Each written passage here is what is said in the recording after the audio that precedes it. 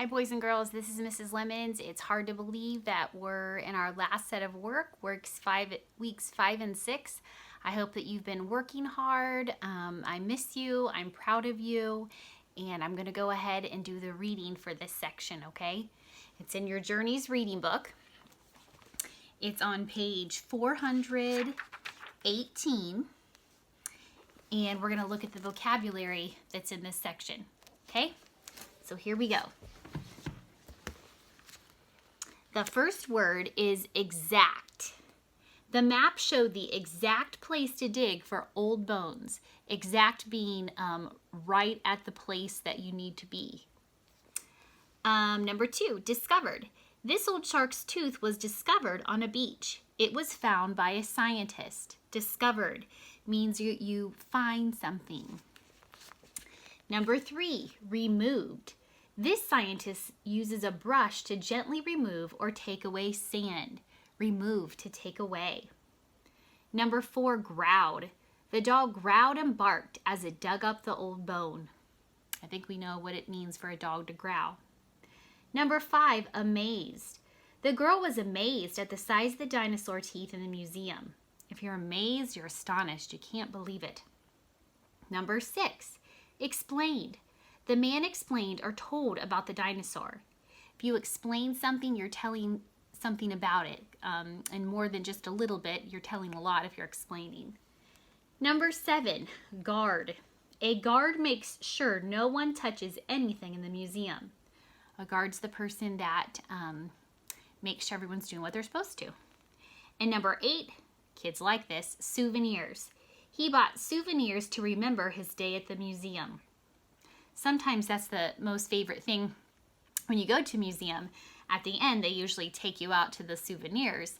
Souvenirs are like the toys and things that you can buy. Something to remember a trip by. Okay, so the next page, I'm going to read just a couple things. We've talked about fact and opinion, but just as a reminder, I know there's a fact and opinion page that you need to do, but it says a fact is something that can be proved to be true or false. So it's either true or false if it's a fact. An opinion is what someone believes or feels. So opinion means there's two sides to it. Authors often use facts to back up or support their opinions. The story we're going to read in just a minute is called The Dog That Dug for Dinosaurs. And it's going to talk about fossils. I don't know how familiar you are with fossils. It's something that we would have studied together a little more if we were in 2nd grade. You have a little bit of work on it and a story about it, but if you like fossils, I encourage you to do some more research and just get interested in it this summer somehow. This is what it says about fossils. Sometimes parts of animals or plants, people forget plants too, that lived long ago can be found today. These are called fossils. An animal bone is an example of a fossil. Fossils can be found all over the world. Scientists look for fossils to help them learn about the past. Some fossils are on display at museums. You will read about a girl and her dog who discovered fossils in The Dog That Dug for Dinosaurs. So fossils are plant or animal remains of some kind that tell us about things of the past. So maybe you want to be a scientist or an archaeologist and look for bones, maybe dinosaur bones, maybe just things of the past. But if that interests you, you should think about that. Okay. Now we're going to turn to the page of the story. Now the pictures are drawn, and usually when pictures are drawn, we think of it as being maybe fiction, but this is actually a biography. It says a biography tells about events in a person's life as you read. When we read Helen Keller, that was also a biography. And sometimes when it was so long ago that maybe something happened, there may not be real pictures. But it says again, a biography, as you read, look for information about why a person is important and events in time order. Okay, so here we go. We're going to get started. The author is Shirley Ray Redmond and the illustrator is Stacy Schuett. If you want to read about them, you can. The Dog That Dug for Dinosaurs. And here's a question to think about as you are reading it. It says, how can you learn about animals that lived long ago? So if they're not here anymore, how can we learn about them? Okay. ready to start on page 424. A long time ago, there was a little dog named Trey. He was black and white all over. He had friendly brown eyes and a very wiggly tail. Trey lived in England. Trey was a real dog, and this is an honestly true story about him. Trey loved two things most in the whole world. First, he loved Mary Anning. She was 12 years old and lived with her family in a small cottage near the beach in Lyme Regis. Secondly, Trey loved going with Mary to dig for fossils. So there's a picture of Mary and the dog Trey. So what are fossils anyway? They are the remains of animals and plants that died a long time ago. When a leaf or bone gets pressed between layers of sea mud, it leaves an imprint. After many, many years, the mud hardens to rock. So this is also a fossil. Sometimes we think of it as always being bones, but sometimes it can be an imprint as well. Next page, 426. Trey and Mary knew that they would find the very best fossils high up on the cliffs around the beach.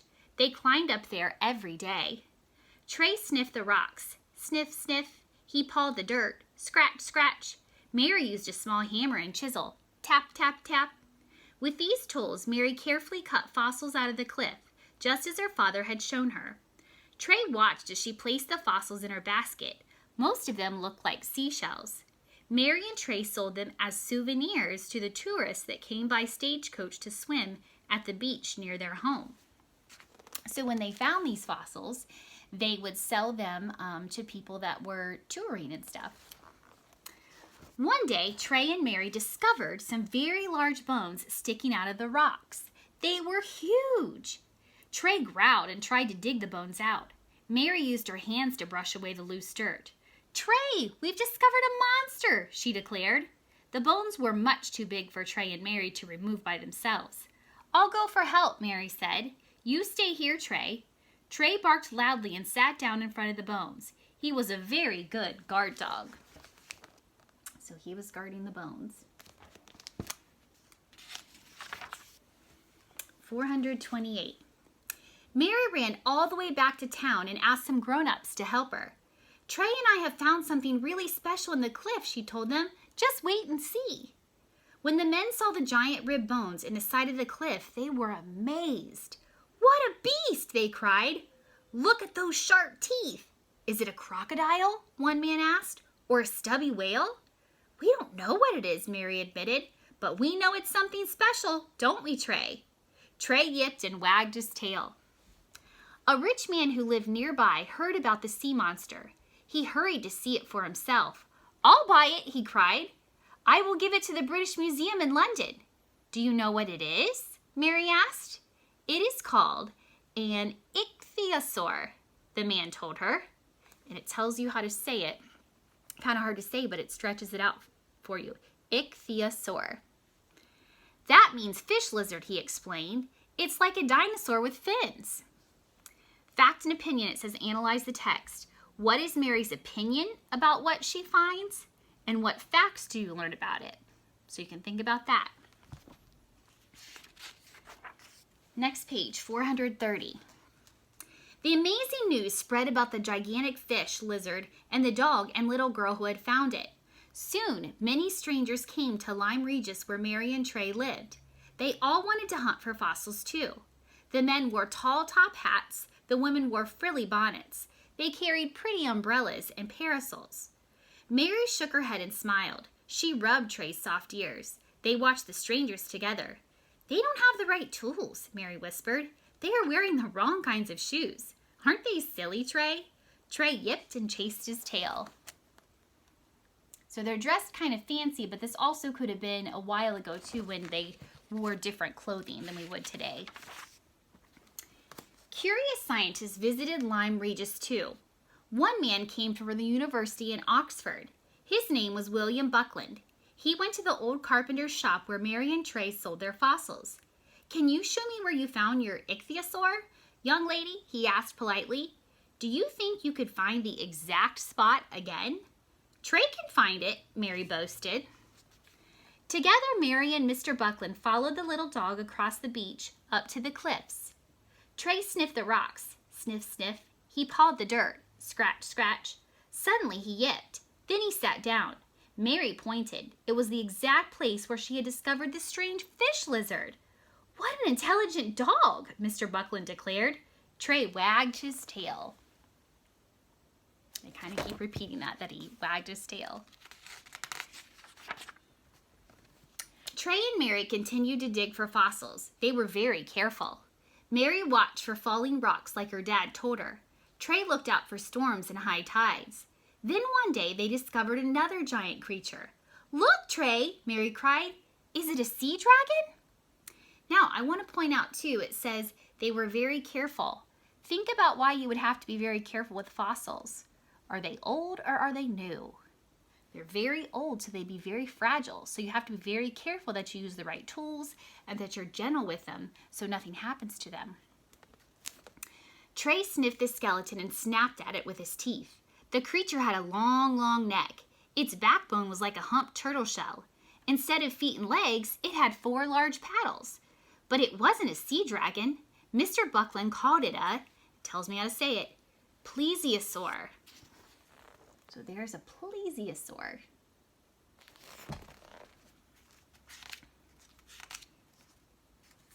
Get the page turned here. One day, Trey and Mary found a fossil that no one in England had ever found before. This one had huge bony wings like a bat and a long sharp jaw. Trey growled. It looks like a gigantic flying lizard, Mary declared. The scientists thought so too, and that's why they named it a pterodactyl. That means lizard with wings. You've probably heard of that one. Over the years, Trey, Mary, and Mr. Buckland became good friends. They showed him where to find the best fossils in Lyme Regis. Mr. Buckland brought books about dinosaurs for Mary. He brought beef bones for Trey. Mary, with Trey on her lap, studied her books every day. When Trey's whiskers turned gray and Mary was all grown up, they still collected fossils and sold them in the old carpenter's shop. There were boxes and baskets filled with fossils on the floor and on the shelves. Some of the fossil creatures were so big they couldn't fit through the door.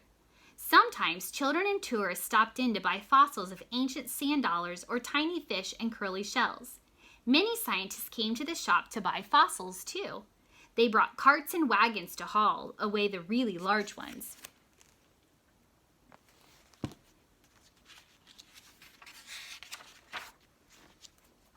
Trey and Mary Anning became very famous. Today, if you go to the Natural History Museum in London, you can see the large fossils they discovered together. Now remember, this is in a different country, London, England. You can also see a famous painting of Mary holding her fossil basket and Trey, the dog that dug for dinosaurs. Remember, that's why it's called The Dog That Dug for Dinosaurs. The last question was author's purpose. What is the author's purpose for writing about Mary and Trey? So think about, why did the author write this story about these two? Then I want you to turn a couple pages with me.